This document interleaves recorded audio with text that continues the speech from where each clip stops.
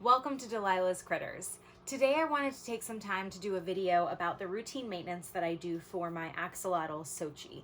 So among people who know me, she is probably my most popular pet.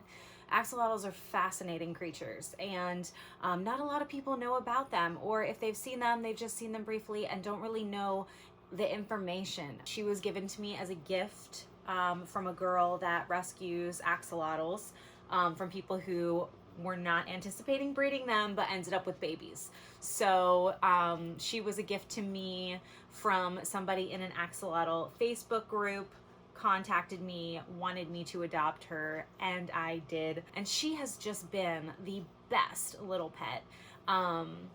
I've learned so much. I love having a pet that I have to learn so much about, and they're just so amazing. And I'm gonna share some of those facts throughout this video just to kind of keep it interesting as I'm doing my maintenance. So I can't wait for you to see the before and after. And if Xochi cooperates, which I think she will, I'm going to feed her, so you'll get to see that as well. All right, let's go. Hey guys, this morning I'm going to be taking care of Xochi's tank, so you'll get to see what the maintenance looks like on that. I also have my handy dandy cart of supplies. I have this rolling cart that just kind of helps me go around the room when I'm maintaining the tanks, and has all the supplies I need all in one spot. Makes my life a ton easier. I'm not going to show you everything. I'm just going to show you snippets of each thing. It is very time consuming, but it's one of my favorite things to do. It's very relaxing for me when I take care of their tanks. So I really hope you enjoy this video. So the first step of my maintenance is to scrape any surface algae from the glass with my razor. But while I do that, I'll share a bit about Xochi. The first thing that drew me to axolotls was the appearance. You'll notice the fluffy little headdress they wear like a crown.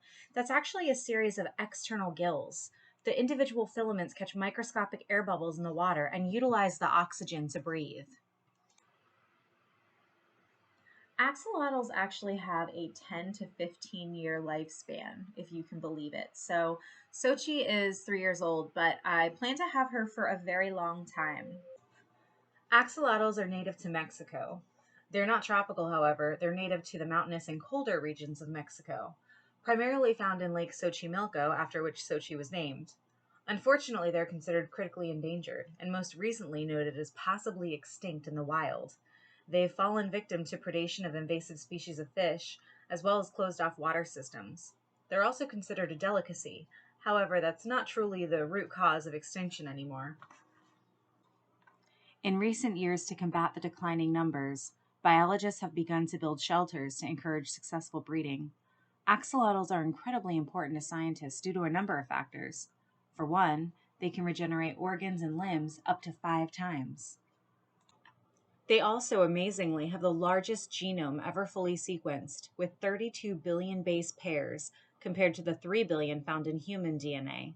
Surprisingly, they are also 1,000 times more resistant to cancer than mammals. So now that the glass is clean, I'm going to use a soft toothbrush to remove any algae or buildup from the wood, rocks, and leaves on the aquatic plants. These are live plants. So it's really important that the leaves stay free from any residue or buildup so that they can receive adequate light and continue to photosynthesize and stay healthy. So this is one of those moments where it's really tempting to try and pet your axolotl because they're being super cute and very friendly and close to your hands, but their skin is very, very sensitive, and they have a very protective slime coat on their body that protects them from, getting cut and scraped along any of the surfaces in the tank. So in order to not compromise that, it's incredibly important to refrain from touching your axolotls, even when they're being this cute and all you want to do is love on them. This is also a really great time to rearrange anything if something's gotten out of place or shifted, or you thought of a better arrangement for something while your hands are already in there and everything is super clean and you're about to change out the water. This would be an ideal time to get that done. You'll notice the water is getting visibly cloudier the more I do this. So I'm really cleaning all of the surfaces in this tank, getting all of that debris into the water column so that when it's time to take out the water and put in fresh water, that gunk and all that icky stuff goes away with it. Now it's time for a little plant care. So I have some aquascaping tools that allow me to trim my plants in a really big tank. I really don't necessarily want to put my full arms in there. So I have these long tools that help me hold the leaves still while I cut them from the stem. This is an important step if my plants are going to continue to thrive. Sometimes they go through growth spurts, which sounds like a fantastic thing, but if it happens too quickly, it can actually start to really suck the nutrients away from other plants. So maintaining their growth at a moderate speed is ideal for this setup. So as I trim the leaves, they just float up to the top of the surface, at which point, right before my water change, I'm going to go ahead and remove them with a net. As you can see, Xochi is really interested in this process. I didn't even realize how engaged she was and how focused she was on what I was doing until I started editing and seeing her follow my hand. So at this point, I've turned all the filters off and the chiller off. I have to go ahead and scoop some of the quote unquote dirty tank water and actually use it to clean the filter media that's in the hang on back filter. So it's really important to use the tank water for this process so that you don't kill any of the built up beneficial bacteria with regular tap water. Regular tap water has chlorine and chloramines in there that kill the beneficial bacteria and will actually make Xochi's tank toxic to her if I were to clean it incorrectly. So using the tank water that's already in there and safe for her allows me to rinse any debris out of the filter media without compromising her biological filter. So now we can actually begin the water change. Now that I've made the water nice and dirty, I'm going to go ahead and use my 20-foot python that hooks up to my sink. And I'm going to take out 50% of the water. So normally I only do about 10 to 20% of a water change.